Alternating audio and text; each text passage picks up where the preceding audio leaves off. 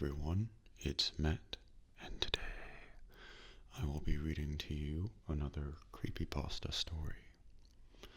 This one is called Exploding Head Syndrome, and contrary to what you might believe from the title, it has nothing to do with exploding heads or anything gory like that. In fact, it's a pretty tame story compared to many of the other creepypastas I've done, but I thought it was an interesting topic. Exploding head syndrome is actually a psychological phenomenon of sorts. I've actually experienced it myself. What it is some people will occasionally, while they're falling asleep or right as they're about to fall asleep, they'll hear a very, very, very loud, sudden noise. It can sound like a bang or thunder or a gunshot explosion, something like that. But it is very frightening when it happens. And all it is just some sort of glitch in your brain, I guess. The sound isn't actually something that's happening near you. It's on your head. And it can occasionally be accompanied by lights and other things like that. Sometimes pain. But it's happened to me once or twice. So I thought it would be an interesting topic to do a creepypasta on. I'm not sure who wrote this, but I do hope you enjoy it. So let's get started. Identifying Exploding Head Syndrome, or EHS. An uncommon phenomenon that causes a person, usually female, to suffer from sudden, loud, and unexplainable noises right on the verge of sleep. Noises which are jarring and can sound like the popping of fireworks, gunshots, the bang of slamming doors, or even loud explosions. In some cases, violent screaming or sobbing is heard. The most exceptional thing to note about the sleep disorder that is EHS is that noises do not occur within the head. Sounds are out of body and can be heard anywhere up to a block away by both ears. Although very little is known, psychiatrists speculate that EHS occurs when certain synapses in the brain fire off rather than settle down. What synapses and why, however, is still unknown. No one has proven this theory to be true, however, and doctors aren't even sure where to begin looking, let alone find an actual cure or remedy. Many subjects have claimed that a little rest and relaxation can help, but EHS never truly leaves those afflicted, and those with insomnia experience it much worse. Some claim to see flashes of light, even short bursts of unexplainable pain, along with the noises. In extreme cases, EHS can develop into a more serious mental illness. When I was a kid, maybe 10 or 11 years old, I began hearing things right at the verge of sleep. You know that point I'm talking about? When you're still semi-conscious and things are fuzzy but you're aware? That state. I'd be moments from drifting off to dreamland when, bam, this horrible loud noise would startle me awake. For the life of me, I can't really explain to you what the noise was like. What I could relate to was, it was loud and it scared the crap out of me. For the first few months, it happened maybe once or twice a week. I couldn't really explain it, and I was terrified of bringing it up to my mother because I didn't know if she would believe me. I was an imaginative kid after all, so I kept it to myself right up until I got into my teens. I remember those nights. Sometimes I didn't even get any sleep. Time after time, just as my exhausted brain would begin to drift, bam, and again I'd be wide awake, full of terror and paranoia. Occasionally, on particularly bad nights, I'd hear other things. High-pitched noises, like screaming. It's the only thing I can think of relating it to. The final straw was the night I kept hearing the banging. It was aggressive. I was so out of it that I didn't even need to close my eyes. I was constantly in that semi-conscious state, trapped with those damn noises, when finally I saw a bright light flash through my room. It lit every nook and cranny, like a flashbang. It made my skin hurt just being near it, even though it was there and gone in less than a second. It woke my ass up completely, and I didn't sleep at all that night. I didn't even try. So I finally told my mom I couldn't take it anymore. It had gotten to the point that I was failing every class because I was dozing off constantly. I was lethargic, exhausted, and it felt like my brain had begun to shut down. It felt like I was going insane. She didn't believe me at first, and I don't blame her. I wouldn't have believed me either. She hadn't heard any of the noises I told her about, and the fact that I had heard them was even more strange to her. Why did I experience it when she and Dad didn't? My inability to describe the sounds didn't help either. It took some coaxing, a little bringing up of grades, and finally she agreed to take me to a psychiatrist for a mental evaluation. Not exactly what I was hoping for, but then again, who else to go to but a psych doctor? After a few tests, a few more weeks, and countless sleepless nights, they still had nothing but a hunch as to what my problem was. They guessed it was a rare form of synesthesia, the abnormality that causes senses in the brain to fuse together. They assumed that was why I was seeing and hearing things at the same time, but because I had only one occurrence of that, and because of my condition, they needed to do even more intensive tests, the kind that our insurance didn't cover. My mother rejected the offer immediately, even when they offered to cut the bill, since I was a bit of an abnormality. I still don't blame her. I saw the cost after it had been cut, and it was still far more than we could afford. So, as a last-ditch effort to help me, they prescribed me a drug called Sereniroximol, or Serenu, as it was written in some fancy scribble on the bottle. But in order to do so, they had to go for their second theory as to what was wrong with me. They had diagnosed me with paranoid delusional schizophrenia. Not something anyone wants to hear, especially at only 13, with the knowledge that they aren't crazy at all. Fortunately, the drug worked a little like perfenazine, an antipsychotic medication, and methylphenidate, ADHD medication. I know, it sounds weird because they are exact opposites of each other. One blocks dopamine and the other releases it. Apparently the hat trick here was to try and regulate my brain. Serenu wasn't on the shelves yet and was still in testing, so I was a guinea pig, but at least it was free. And I could tell myself that I wasn't actually taking antipsychotic medication. Not technically, at least. The first night with the medication brought me silence and dreamless sleep. And the following night, and the one after that, and so on, and so forth. It was wonderful. Sure, it made my head feel like a fuzzball most of the time, and the side effects weren't great, but I could sleep. It made the noises stop completely. I managed to pull my grades out of the gutter and even graduated at the top of my class 5 years later. I still thought about it, though. The idea that I had been wrongfully diagnosed for all those years, it set me a little on edge if I thought about it for too long. I mean, it made the noises stop, but what was really wrong with me?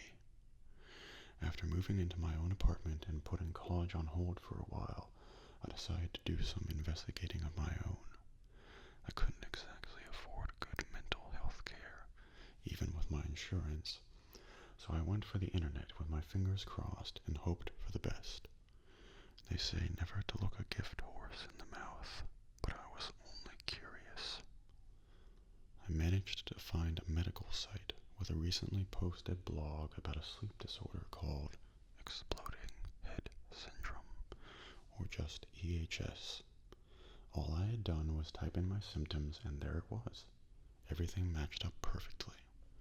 The only problem? No one really knew what it was.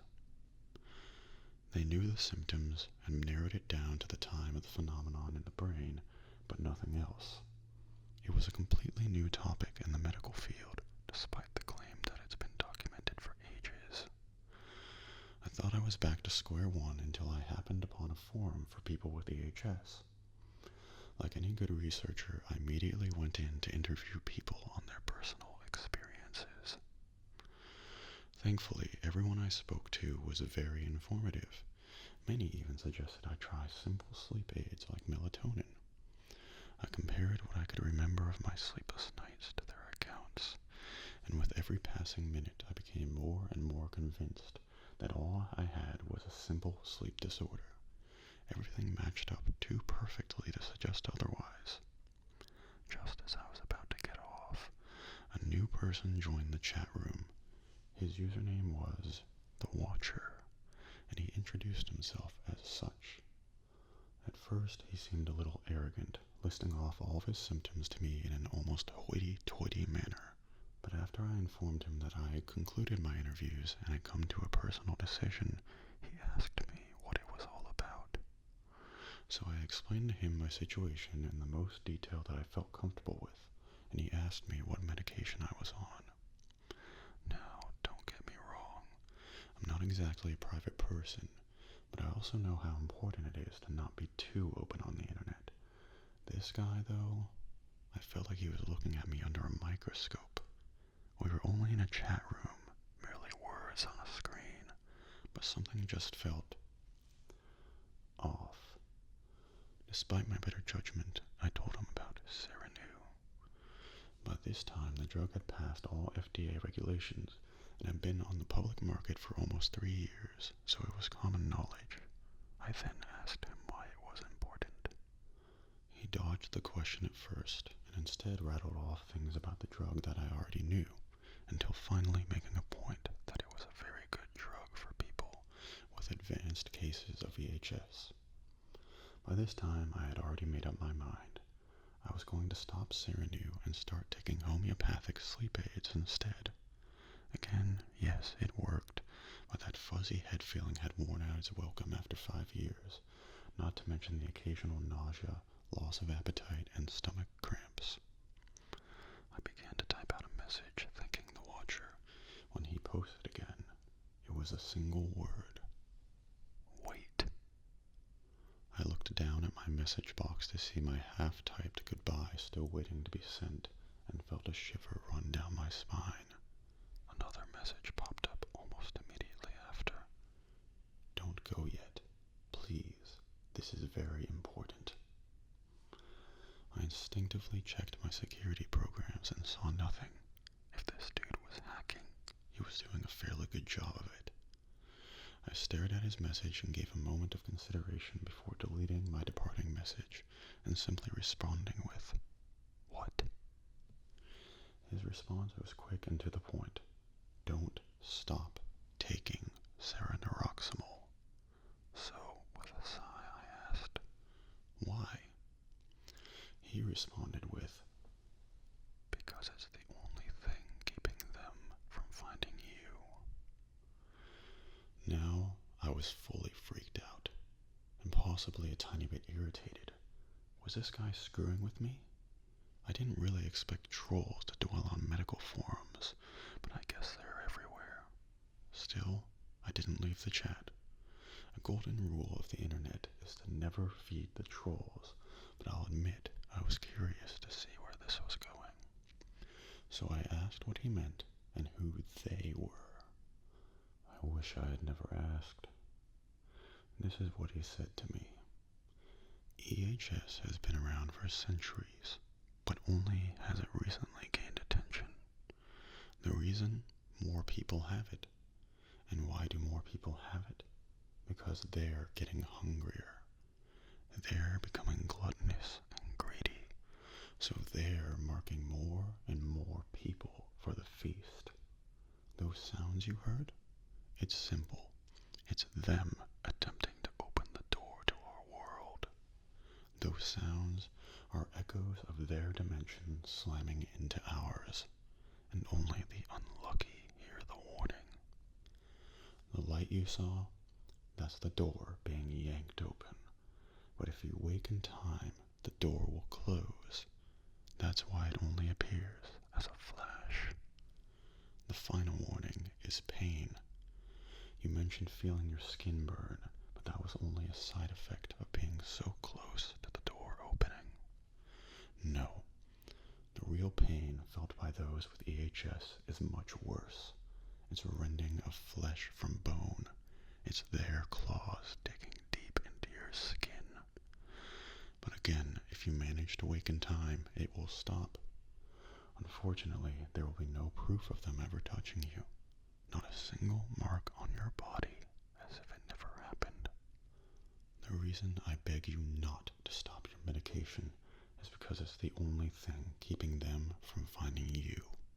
You may think it's only a dopamine regulator, but it's more than that to them. Those synapses firing off in your brain act like a GPS locator, and only when your mind is in that twilight state between waking and sleeping can they take you. But your medication is acting like a restrictor. It's preventing them from finding you again and taking you.